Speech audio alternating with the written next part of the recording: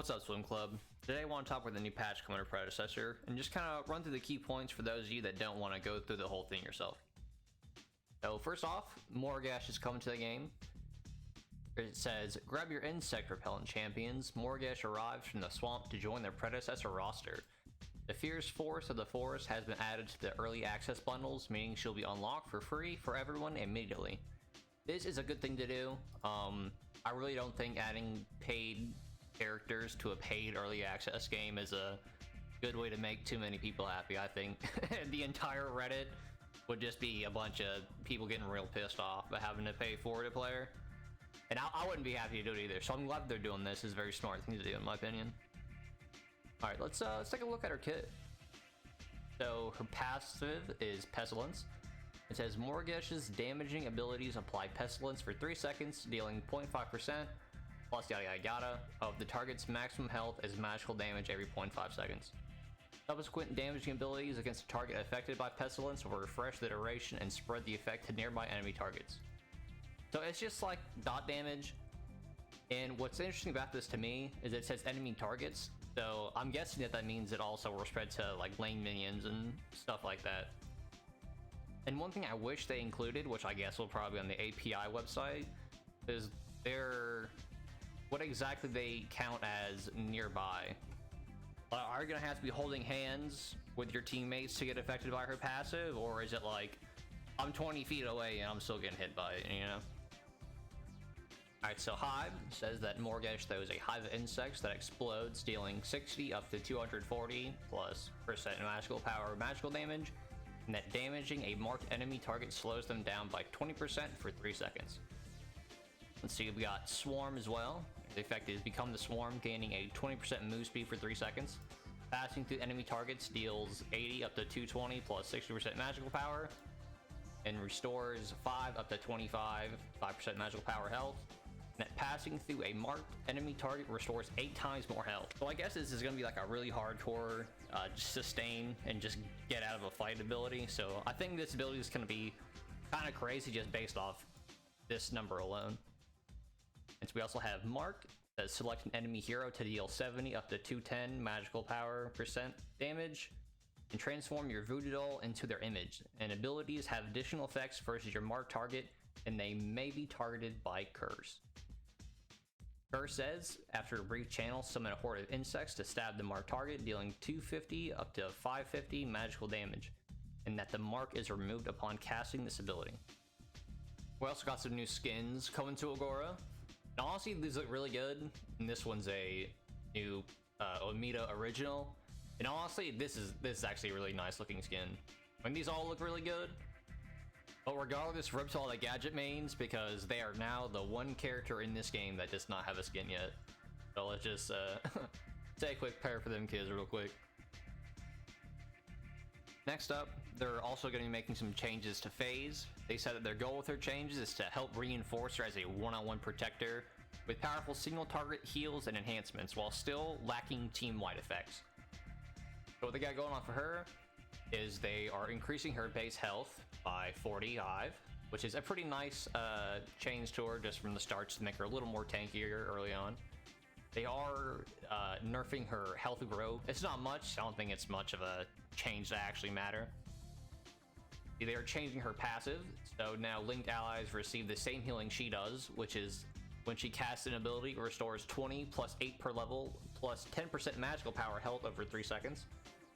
And I believe her current passive is that she regains mana on hit or something like that. I've never played FaZe, and I don't know people that do play FaZe because they're a rare breed, it seems. But I'll throw up the current passive on the screen just in case I'm wrong. For her right mouse button, it says when tethered to an allied hero, you and they both gain a certain amount of increased physical power and magical power. It says for her E, the time to start firing the beam is decreased by 43%, and it can now be cancelled as soon as the beam spawns.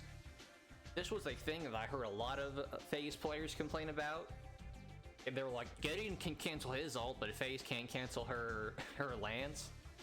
So this is going to be a very nice quality of life change for FaZe moving on. It says for ult that Omnivamp was removed, attack speed was decreased, It is now granting ability haste. The movement speed was changed from 10, 15 to 20s to a flat 25, and now the movement speed now decays over the duration. Those are some interesting changes to her kit. You know, I don't really play phase. I'm not going to sure if that's going to make her more viable or more fun to play as, but I guess we're just going to see as time moves on. Okay, so before we get into Crest, the devs said that a big goal they have with this patch is to start addressing some problems they found with Pred's time to kill, and they said that this patch is just going to be one wave of like a larger series of changes they're going to be making to improve TTK and the overall kind of game experience. So in order to do this, some changes are going to be made to the crests, minions, towers, and this XP in general. Alright, so let's start with the crests. So practically every single crest is going to get hit with some kind of nerf.